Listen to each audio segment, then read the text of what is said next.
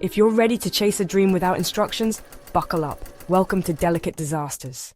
Welcome to the second episode of Delicate Disasters. I have a very special guest this week, and I am so excited to introduce not only one of my very dear and best friends, but an exceptional designer who has made waves in the fashion industry as a female entrepreneur. May I proudly introduce Nicole Pink. Thank you, Miss Chiara Zucolato. I am so excited to be here on Delicate Disasters. I am really excited about this podcast. I love the first episode. And yeah, thank you for having me. Oh my gosh, of course. Thank you for coming all the way from Illinois to come and film this with me. Oh, twist my arm. Give everyone a little bit of your background before we dive into the story of how we met and all the things. Okay. I have been sewing since I was like 6 or 7 years old, I want to say. My mom sewed, my grandma sewed, her mom sewed, on and on and on. And then my other grandma on my dad's side, she was always really in love with fashion and fashion designers and the techniques. And I just was always infatuated with it. So I knew that I needed to be a part of fashion in some way, somehow. I, long story short, ended up at Colorado State, which is not necessarily what you would think of when you first think of as a fashion school. You normally think like FIT, Parsons, FITM, whatever. Definitely. You know? I was like, wait, Colorado? Yeah. Yeah. It's not necessarily what like people normally first think of, you know? And and I didn't either. Like at first I actually dug my heels into the ground, did not want to go there. Like I was like, I am not going. I don't want to go. I want to go to an art school or whatever. And I went to a bunch of campuses and it just ended up being the best option for me, and I'm really happy I did because I got a great education there and I got the state school experience at the same time. Got to do sports, be part of like different communities within the college and everything. I am a fashion designer for bridal and formal wear. I absolutely love everything about custom, everything that is made to order, high-end and luxury, and that's where I really focus my brand in on. And I'm just really passionate about fit and creating perfect pieces that are unique to each person.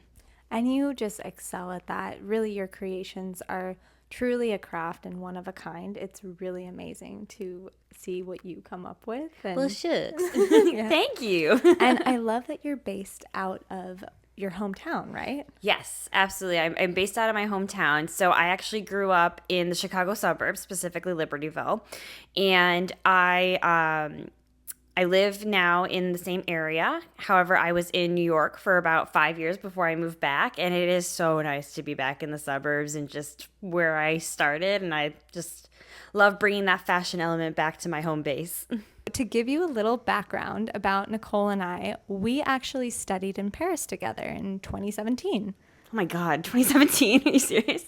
I know, it's been so long. Wow, yeah, that's crazy to think about. But yeah, we did. We kind of have an interesting story as to how we became friends. Very interesting, yes. So it was the first day of school, and I remember that I had put a little extra effort, as one does for the first day of school. I picked out, the perfect outfit, did my hair, which, I don't really ever do my hair, and just really made sure that I was feeling confident going into my first day. My apartment was about 30 minutes from the school, so I had a really nice walk. I had my AirPods in, listening to my theme song, having the best day, and suddenly the clouds in the sky turned dark and thunder cracked, and it quite literally, the skies opened up and just torrential downpour. Oh, yeah. Which, pro tip, if you go to Paris anytime ever, no matter the season, bring an umbrella and carry it with you always, because it will randomly rain. Yes, definitely. Which, as a first timer, that was an experience. And I remember I was speed walking through the city and I had to cross the street, and my sandal got stuck in a cobblestone. And it snapped. Like my Sam Edelman Gladiator sandals just completely snapped. Oh, and the Gladiator sandals. Yeah. Yes. And at this point, I was completely soaked. And I remember I just took off my shoes, which, you know me, I would never take off my shoes. But I took off my shoes in the middle of the city and I started sprinting to school because I was like, there's no way. I don't have time to go back to, my apartment and change. I don't even have time to get new shoes like at a street shop, nothing. So I'm running, and I'm already running late because of the ordeal of trying to find my way in the city with the rain and being a little flustered.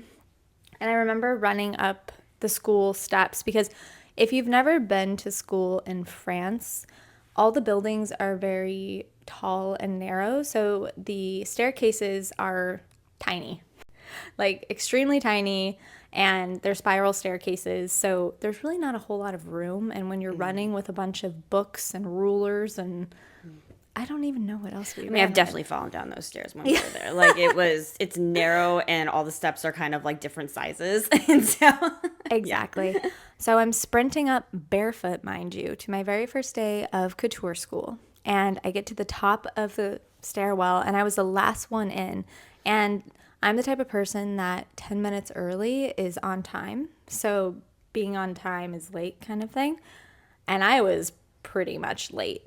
And I was standing at the top of the stairs, and our professor, who I had not met, goes, "Oh la la." And I'm looking around, and everyone is staring at me. And I've never been so speechless. Honestly, speechless. I was like, I have no words on how to even explain this, how to introduce myself. So I think like you in the moment probably really felt like everyone was staring at you. You know what I mean? Like it kind of for feels sure. like that. But no, Yeah. you were good, girl. Like you were good. Thankfully, this very kind person comes running around the table, the patterning table, and drops to the floor and looks at my shoe and goes, "I can sew this. Hi, I'm Nicole." And we were pretty much friends immediately after that. And she helped me get towels to put underneath my seat so it wouldn't get the floor wet. Oh my gosh. And I remember, I don't know how, but you helped me try to dry. Like we found a blow dryer or something. And we literally. I think we found a fan and then we were like standing in front of the fan. fan. And then we were like trying to soak up your hair with paper towels and stuff. And yeah, that's how we met, at least from my side. Yeah. What was your side on that? Yeah, I mean, I remember like the first day of class in Paris, that was probably, it was very confusing for me. First of all, I don't speak a lick of French, like nothing. I did like Duolingo before I left, so obviously I was starting from nothing. And I was trying to, like, I had to take a couple different metros to get to the class because I was out in the 14th arrondissement. And so it was a bit of a journey for me. So it was very confusing. So I left like insanely early.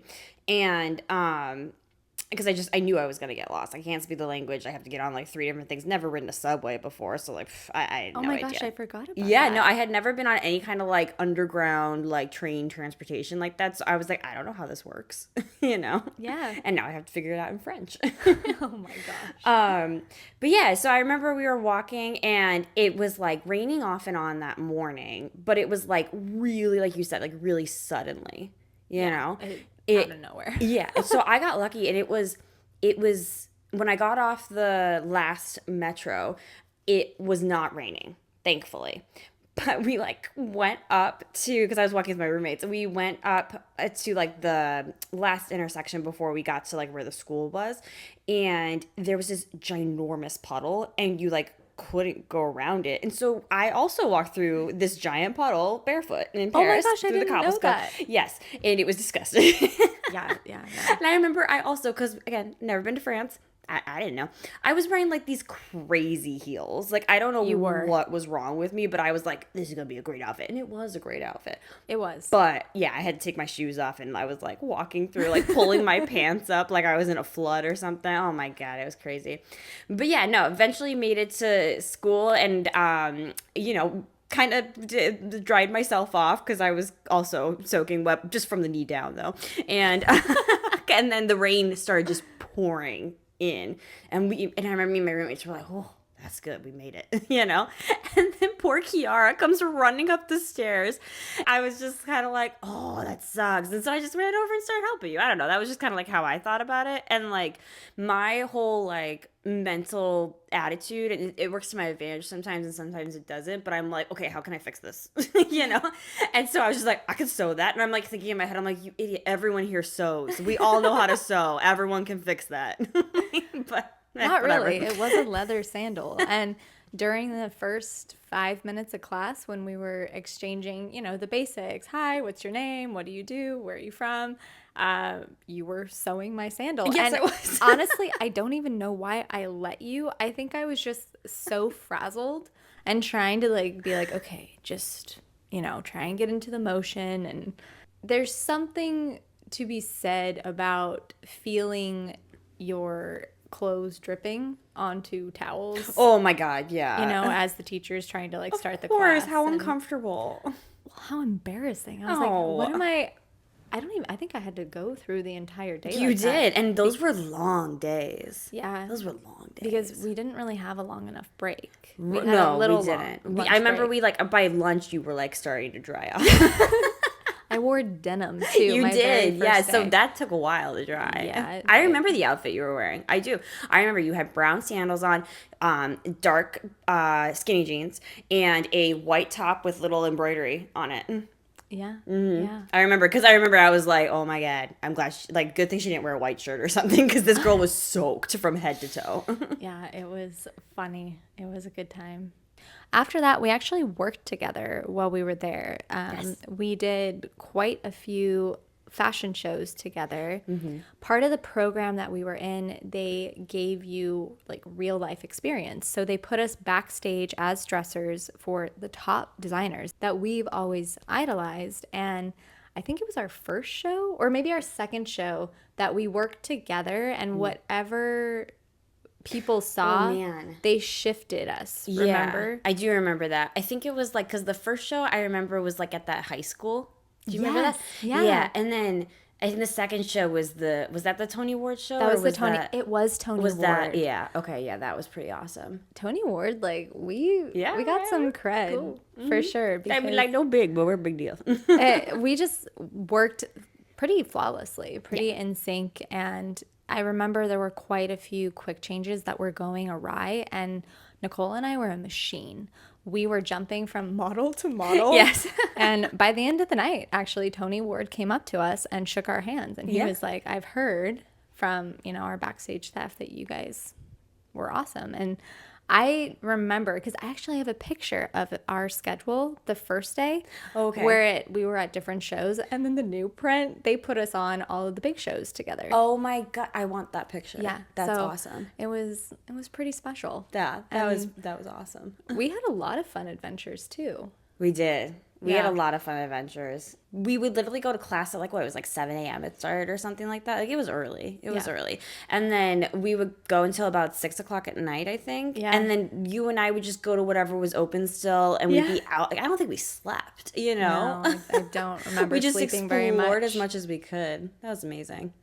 So my niche and my specialty has been feathers since 2017. Oh my God, I've been wanting to tell this story. Wait, no, but can I tell this story, You can please? tell the story, yeah. Okay, so I was kind of hoping I was going to get to say my favorite Kiara moment. Okay. And this is the story that I wanted to tell because no. this girl can do amazing things with feathers that you would never believe. Kiara just has this eye for feathers and feather work, and she can just manage them and handle them in just a way that's a pure art form. And my most favorite memory is the first feathering class. And had you done feathers before, or that was your first No, feathering that class? was the first Okay, that's class. what I thought. So it was our first class, feathering, and then that was we took it together. We were sitting next to each other, and by then I feel like we were maybe halfway through the program, so we were pretty Yeah. close by then. Yeah, we were in sync. We were working on these feathers, and so we go, okay, well let's go over, and there was this big box of feathers, and we were like, okay, let's go look for our feathers. So we had to pick out a bunch of feathers and steam them and all that jazz, and it was very fun. And I just remember Kiara going through head first into the feather bin. She was so excited. And I'm just kind of picking, and then Kiara just dives in. I'm like, all right. And then all of a sudden she pulls up a feather oh, this one's pretty. And there's a whole bird attached to it. And I just remember the bird, it was hanging by a feather on its neck, just oh, this was bizarre. And Kiara just flipped and freaked out, threw the bird in the air, and ran Bird across was the room. flying. The teacher was so appalled. I know. And I know. I guess we should have prefaced, I am terrified Oh of yeah, birds. Kiara's terrified. Terrified of birds, which Terrified I of know is birds. kind of ironic. It's ironic, yeah, but But- like you found your way to appreciate them. Right? Oh my gosh. Yeah, that was a moment. Yeah, that was just fun. And I just love it. And I think that's amazing and all those beautiful things you do with it. And I'm like, she is terrified of birds. Like you should have seen her when she did her first feathering class. Right? It was I literally awesome. made a bird fly. Yes, you did. But it was incredible. And I remember your piece just being absolutely beautiful. That butterfly, like, it was gorgeous. And yeah, no, obviously that was like a talent that you had, like, it picked up right away. But yeah, that was definitely my, like, favorite, like, early on Kiara moment. Thank you. Yeah. How did Paris shape you as a designer? Did you take anything away during that time that has stuck with you and you kind of implement into your day-to-day designer career? 1000%. Not just even, there's so many things, first of all, but not just like from the skills that we learned, the new techniques that we learned, the sights and views and beauties of the city and the places we went, the people I met, you obviously, and I took so many things from that journey, but I think the number one most important lesson was when our professor, Madame Nicole, she would say, there are no mistakes, everything can be fixed. Or even if it is a mistake, everything can always be fixed. Powerful words. Powerful words. And I tell my seamstresses, my interns, my assistants, I tell everyone that. And I tell everyone that, like, whether you have anything to do with fashion or just other things in life. I'm like, it can be fixed. We may have to start over from scratch, but it can be fixed. You know, like, sure, we burned a hole in the fabric. That's okay. We can still get more fabric and we can fix it. And we're going to learn from that lesson. Everything can be fixed.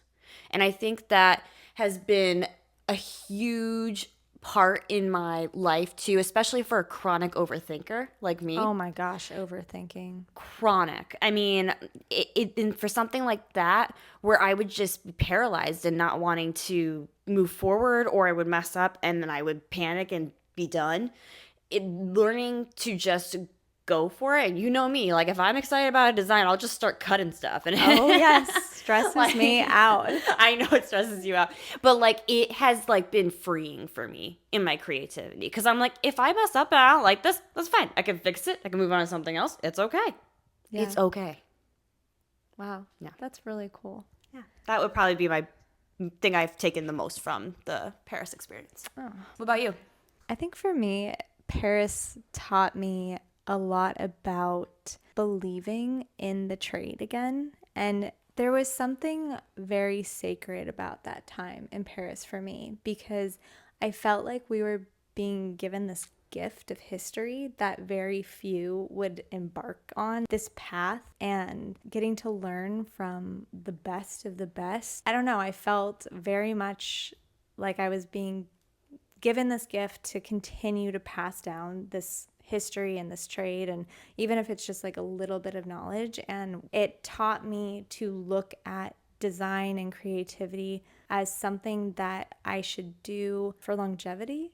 It's not about the quick design. It's not about the, quick turnaround. It's about making something that lasts. Yeah. And really what that does for the person or the experience. Like, have you seen Mrs. Harris Goes to Paris? I actually have not seen that movie. Oh my gosh. Watch it. Okay. It's the cutest thing. I've heard a lot of people have told me to Love watch that. it. And Yeah. her like perspective of like what the dress meant and how she got it and just like the whole story, it just really tapped into that feeling of what creativity should be for me. So with everything that I do, I try to think longevity, history, and your reputation. So if you look at that, like Chiara Zucolato designed that. You know what I mean? Yeah. And keeping the uniqueness of design and of your name and style. So I don't know if that really makes sense, but that's what it I makes took from total Paris. sense. Yeah. Yeah, it makes total So- sense. It definitely taught us like the difference between instant and long-term gratification, and how much better and like sweeter that reward is when you work so long and hard and put all this skill and time into it and create that really quality item, no matter what it is. So Nicole, I have known you for 8 years now. I know. Isn't that crazy? Absolutely no, 8 years. crazy. But I think I know the answer to this question, but I would love to know, do you think you're a right brain person? Yes, definitely. No question about that. I'm definitely a right-brained person. I'm definitely lean towards the creative side. My brain works in concepts and colors, and I definitely think as a creative right brain, we have a very unique gift of almost like seeing the unseen. It's like a superpower. Yes, I can completely relate to that because I feel like what we see is very abstract. Yes. You know, it gets very much, definitely. we can visualize the abstract. We bring that to fruition. We make it an actual thing that people can feel and touch and purchase and consume and whatever. I feel like a lot of times when working in business, it's very hard to explain your thought process when that's how your brain works. Yes. It's hard, especially if the other person's brain does not work the same way, like right brain versus left brain. But in the end, like we have to, as entrepreneurs, we have to figure out, okay, how do we now do both sides? Do you ever feel like people almost look at you like you're a little bit crazy when you say an idea and they're like, they just don't see it? And then you go back later and actually either make the piece or do the marketing presentation and they're like, oh, yeah, we did not see that. Even from like a small scale example, when I'm just working on an individual piece, Yeah. I will be like working on it, and whoever I'm showing is like, I don't know about that or whatever. Like, stop! I have a vision. Just trust the process. Trust the process. Just trust, and then I keep going, and I'm like, see, and they're like, oh, okay, I got it now. And like it obviously expands on larger scales from that within the company and the business plan. But yeah, I definitely relate to that situation. I don't know about you, but it took me a long time to be comfortable and confident in seeing the vision and making other people see the vision too. Right, exactly. And I can definitely relate to that. I feel like I have had many a presentation, whether it be in the fashion world or in school or wherever, and I'd be presenting an idea and it would be misconstrued or very hard for me to explain without showing them. Or I wasn't quite sure how to properly pitch my ideas. And I definitely learned like through school, but a lot in the corporate world, like how to pitch to different audiences so that they can really get on board with my ideas. And that's definitely something that I am very happy I learned how to do because it's vital. And a lot of times, especially like when you're an entrepreneur, you need to secure the backing. You need to secure whatever it is to go forward with it. And so you have to get everyone to see and understand and support the vision, and not just, you can't just be you, you know? Yeah, exactly. Creativity, it's a different kind of intelligence, but I think it can be misunderstood. But the importance of having your left brain partnership in business is there's no other way to do it. You have to have both sides to really be successful. Yes. Yeah, for sure. I feel like if you don't have both sides of it, whether it be you train your brain how to think as the left side, or you have someone other than you working on those left brain strengths, then either way, it's essential. You got to have it. We've talked about this many a times in our friendship about just like when you were in school, how you have to learn every single detail of the fashion industry, from the illustration to production to making it on the to making it to the retail floor. Yes. You have to, even though you might not pursue that part of the fashion industry as your career, you have to understand it. And I think it's so important to at least have an understanding of the left brain side of business. It's good to know what's going on. It's good to know what you need and cover all your bases.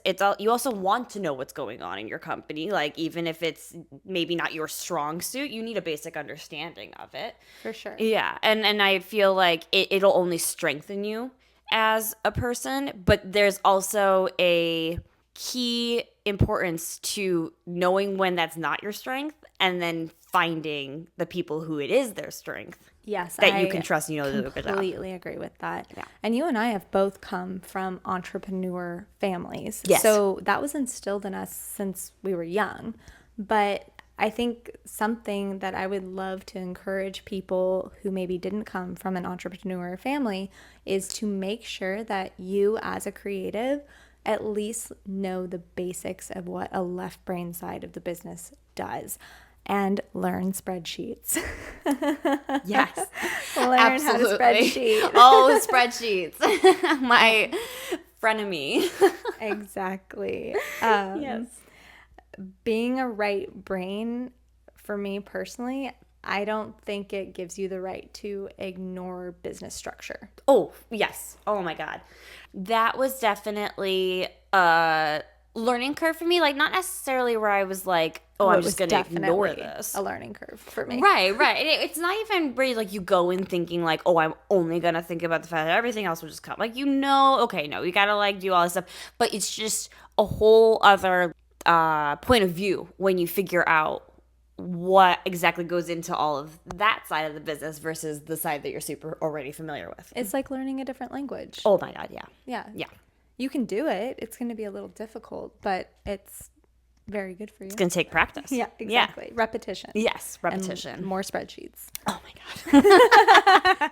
I personally feel that I have grown not only as a person, but as a designer, and that the structure that I've had to learn with my left brain partners has actually helped me create more freely. It's like I know my path and I know my lane. Even though I understand everything and I can keep up in a business meeting, I know that that person, much to your point, has their lane covered, so I can focus on what I need to do. And But I think it also inspires and sparks more creativity at the same time. Definitely. And the reason why I say that is because as a designer, I feel like sometimes it's easy to get lost from this, because a lot of times we like to design what we want to wear. We like to design what like we really love and feel a vision of and everything. And we forget, what does the consumer want? What is selling? What are they wanting more of? What is popular in the market? And with those marketing strategies and sales analysis that is so heavy on that left brain business side, those also go in and help structure what our next line is going to look like, what fabrics we're buying, all those things like that.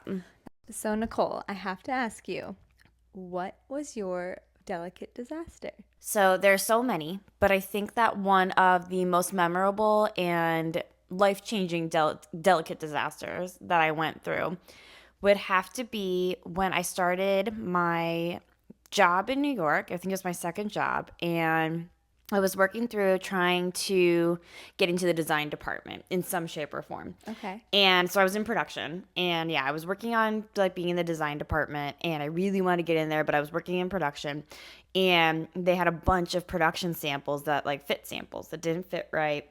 They came out wrong. So like something just wasn't working with them. Like they just weren't fitting right. The proportions were off, stuff like that. They were like, if you want any of them, you can take them. Otherwise, we're just going to throw them away. And so I was like, yeah, sure. I'm a broke girl living in New York. I'll take a few free clothes, And I took some home, and I was like, oh, I can fix this. I can adjust the proportion here and maybe make it cuter or whatever I want to do, change it up. So I did. I would shorten things and change the style a little bit, fix the proportion so it fit right, whatever. And then I would wear them back to work the next day. And I just felt like, hey, they were throwing these away. I'm taking them, and I'm going to, I'm just going to make the best out of it, right? And then I got a new dress or whatever it is. And I show up, and my colleagues looked at me, and they were like, you are so confident. And I was like, well, why? What's wrong? Do I have something on my face? Like, I don't understand. And they're like, no, I can't believe you took stuff home, fixed it, and now are wearing it back in the office. And I was like, I just didn't even think of it that way. Well, I wouldn't have thought of that. Right. I didn't think of it as like I was disrespecting them or anything, but like my colleagues thought that I was. Like That's an interesting perspective. Right. And they were like, they're not gonna like that. And now that I like have been in the industry for longer, I realized where they were coming from, because they had been in the industry for longer than I was at that point. Yeah, that does make sense. So I'm freaking out the whole day because I can't go home and change, so I'm like, I guess I'm wearing this today, and hopefully my boss doesn't see me and like freaks out on me or something for changing the design of the dress. And I remember I was I was in my fitting, and the head designer was like, I love that. Is that one of ours? And I was like, yeah, it is. And she goes, yeah, but it's different. And I was like, yeah, I fixed it. It just slipped out of my mouth. Like, I was like, oh, I shouldn't have said it like that. But yeah, that's what I said. I said, yeah, I fixed it. And she was cracking up. The next day, or not the next day, later that day, she called me into a meeting with like a buyer and was like, this is the new stuff we're going to be showing. This is our new designer, Nicole. Oh my gosh, you had no idea that you got promoted? No idea. That was your promotion That was my announcement? promotion. I was just like, hi. You're like, and you see how we've Yeah, lengthened yes, the dress. definitely. Yes. No, I just stood there and stayed quiet. I was like, smile and nod, smile and nod. Oh my gosh. Yeah, so it was like this blind confidence, and where I was almost like, I could have gotten myself in a lot of trouble, but it really worked out in my favor. So that would be probably one of my moments that I could, if I had to pick one. There's been so many, but that would be one word. Would have been like, ooh, that could have been bad, but it was good. Oh my gosh, I love that delicate disaster. Yeah, no, I'm very proud of it, and I think if I didn't do that, it would have taken me a lot longer to get into a design position. So Hey, you shot your shot. yeah, shot my shot. Nicole, thank you so much for coming and doing this with me. It has been so fun to relive our start and to hear how you have grown in your career and everything that you are doing. It's amazing. Oh, thank you so much for having me. I just absolutely enjoyed chatting with you about this. I mean, I feel like we talk all the time, but yeah, there's still more to talk about. And this was such a fun way to communicate and like share our story with everybody else and also catch up and chat at the same time. And I just really enjoyed it, and I can't wait to hear the rest of the episodes. Me too, and the bloopers. Oh, the bloopers are gold. Exactly. So a little add to this episode is there will be some bloopers at the end, and we have been busting up about them. Oh my God, they're so funny. Thank you to everyone listening. Just remember that delicate disasters do shape your future and that they are not something to be feared but embraced because it is just part of your story. I look forward to our 3rd episode and I will speak to you all then. Okay. I looked at you. Okay, so I completely forgot what I was supposed to say. I have that effect on people. Sure, we can do a different one. Okay. Yeah? Do you think you need to do a different one? I felt like I was smiling really hard in my welcome to the 2nd episode. But what does it matter if you're smiling? I don't know. You want to play a game? Yeah, I want to play a game. Okay. What kind of game? Do you want to play Would You Rather? Yeah. Or- I thought there was another game going on. There was supposed to be another I one. was like, wait. Okay, wait. Yes, I want to play Wait, Would wait. You Rather. Actually, That was good. That was good. let's I'm see. still eating. It was very nice. It I was like very it, but, nice. like- But yeah, I don't know where you're going with this. I don't know where I was going either. What would I stockpile? I even had time to think about this. Tool. I was gonna say feathers. I'll ask the Pope question. Okay. Okay, I have a question for you. Yes. So this one's really silly, but I think you'll enjoy it. And I put a lot of thought into thinking about it. So, Okay. you wake up one morning on a beautiful summer morning. Oh wow. I'm setting the scene. Okay. I'm already here for it. Your church bells are ringing because you're in the Vatican and you're now the Pope. Wow, that escalated. You are the Pope. Chiara Zuccolata. I did. That would be a choice. Yes, yeah. Me too. If I was that, me too. Cut that out. Done. Wrap.